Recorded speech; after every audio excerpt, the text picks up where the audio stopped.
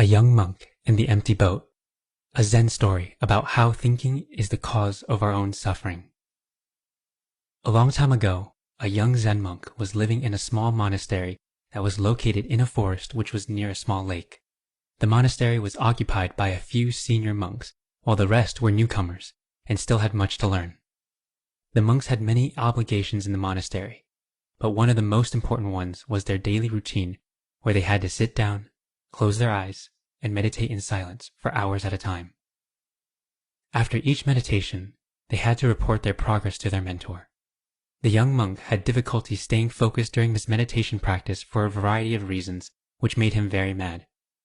After the young monk reported his progress, or better said, lack of it, to his mentor, the elder monk asked the young monk a simple question that had a hidden lesson. "Do you know what is really making you angry?" The young monk replied, "Well, usually as soon as I close my eyes and begin to meditate, there is someone moving around and I can't focus. I get agitated that someone is disturbing me even though they know that I'm meditating. How can they not be more considerate? And then when I close my eyes again and try to focus, a cat or a small animal might brush past and disturb me again. By this point, even when the wind blows and the tree branches make noise, I get angry. If that is not enough, the birds keep on chirping and I can't seem to find any peace in this place." The elder monk simply pointed out to his pupil, "I see that you become angrier with each interruption you encounter. This is exactly the opposite of what is the point of your task when meditating. You should find a way not to get angry with people or animals or any other thing around you that disturbs you during your task." After their consultation, the young monk went out to the monastery and looked around to find a place that would be quieter so that he could meditate peacefully. He found such a place at the shore of the lake that is nearby. He brought his mat, sat down, and started meditating. But soon, a flock of birds splashed down in the lake near where the monk was meditating. Hearing their noise, the monk opened his eyes to see what was going on. Although the bank of the lake was quieter than the monastery, there were still things that would disturb his peace, and he again got angry. Even though he didn't find the peace he was looking for, he kept returning to the lake.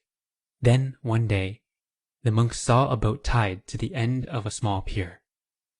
And right then an idea hit him. Why don't I take the boat, row it down to the middle of the lake, and meditate there? In the middle of the lake, there will be nothing to disturb me. He rowed the boat to the middle of the lake and started meditating. As he had expected, there was nothing in the middle of the lake to disturb him, and he was able to meditate the whole day. At the end of the day, he returned to the monastery. This continued for a couple of days, and the monk was thrilled that he finally found a place to meditate in peace. He hadn't felt angry and could continue the meditation practice in a calm manner. On the third day, the monk sat in the boat, rowed to the middle of the lake, and started meditating again.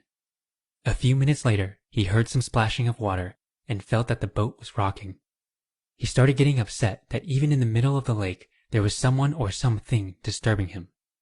When he opened his eyes, he saw a boat heading straight towards him. He shouted, "Steer your boat away, or else you'll hit my boat."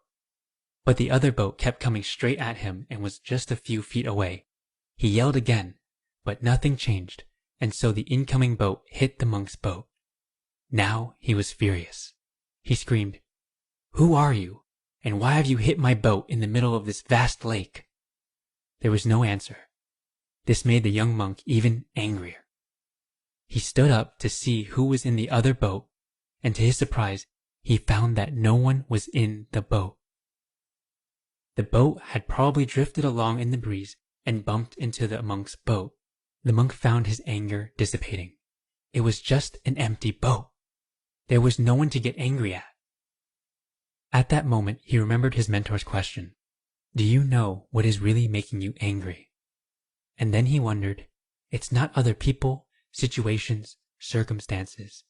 It's not the empty boat, but my reaction to it that causes my anger. All the people or situations that make me upset or angry are just like the empty boat. They don't have the power to make me angry without my own reaction. The monk then rowed the boat back to the shore. He returned to the monastery and started meditating along with the other monks. There were still noises and disturbances around, but the monk treated them as the empty boat and continued to meditate peacefully. When the elder monk saw the difference, he simply said to the young monk, "I see that you have found what is really making you angry and have overcome that."